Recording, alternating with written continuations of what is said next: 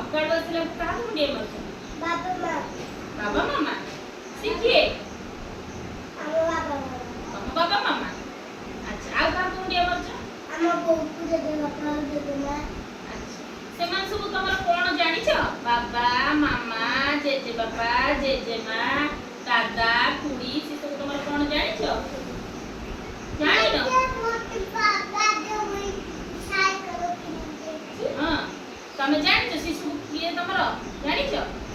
ଇଏ ହେଲା ତମର ପରିବାର ହେଲା ଫ୍ୟାମିଲି ପରିବାର।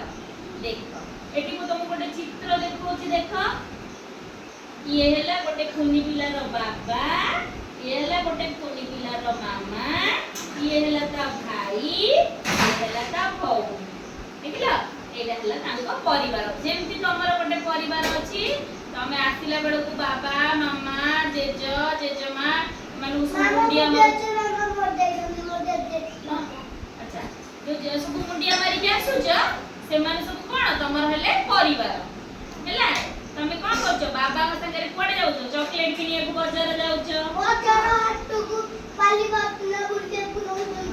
ଆଉ ମାମା କଣ କରୁଛନ୍ତି? ତମେ ବଢିଆ ବଢିଆ ରୋଷେଇ କରି ଖାଇବାକୁ ଦଉଛନ୍ତି। ଆଉ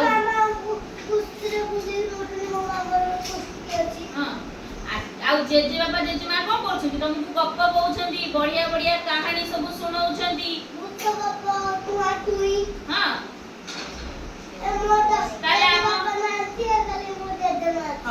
ତାହେଲେ ଆମ ପରିବାରରେ ସବୁ କିଏ କିଏ ଅଛନ୍ତି? କୁହ ସବୁ। ବାବା ମାମା ଜେଜେ ବାପା ଜେଜେମା ଭାଇ ଭଉଣୀ। ମନେ ରହିଲା? ତାହେଲେ ଇଏ ହେଲେ କିଏ ତମର? ବାବା।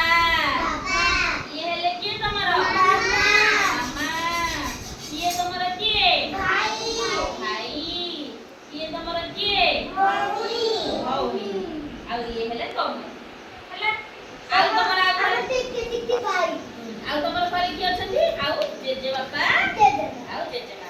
ତମେ ସବୁବେଳେ ଗୁରୁଜନଙ୍କ କଥା ମାନିବ, ବାବା ମାମାଙ୍କ କଥା ମାନିବ, ଜେଜେ ବାପା ଜେଜେମାଙ୍କ କାମରେ ସାହାଯ୍ୟ କରିବ, ତାଙ୍କ କଥା ମାନିବ। ତାହେଲେ ତମେ କଣ ହବ? ସବୁ ସୁନା ପିଲା ହବ। ତମେ ସବୁ ସୁନା ପିଲା।